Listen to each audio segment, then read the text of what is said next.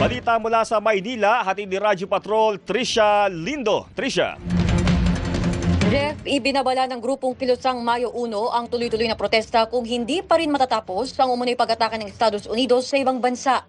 Hindi nagpaawat ang chairperson ng Kilusang Mayo 1 na si Jerome Adonis nang makaabot na ang grupo sa tapat ng US Embassy kanina. Sa pambihirang pagkakataon, nalusutan ng militanteng grupo mga pulis Maynila at nakapagprotesta mismo sa harapan ng embahada. Ikinagulat ng mga pulis ang biglaang pagmarcha ng grupo mula Rojas Boulevard Service Road, kaya dali-daling kinordon ang lugar.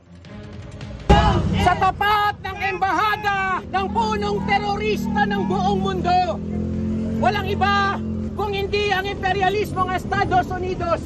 Hindi kami titigil sa mga protesta hanggat nagpapatuloy po ang gyera ng US sa Iran, sa Cuba at iba pang mga bansa. Ang isinisigaw ho namin ay isyu ng mamamayan ng daigdig, isyu ng mga ordinaryong tao. Kabilang sa panawagan pa ng grupo ang pagbasura sa Oil Deregulation Law, pagtanggal ng VAT at excise tax sa langis para mapababa ang presyo ng mga bilihin at taas sahod ng mga manggagawa na lahat nila ay problemang nag-ugat sa gyera ng US-Israel sa Iran. Tumagal lamang ng ilang minuto, Jeff, ang protesta kaya balik normal na rin ang trapiko sa Rojas Boulevard. At yan, ang balitang kumpirmado, sigurado. Ito ang Radyo Patrol, Trisha Lindo, DZMM. Maraming salamat, Trisha Lindo.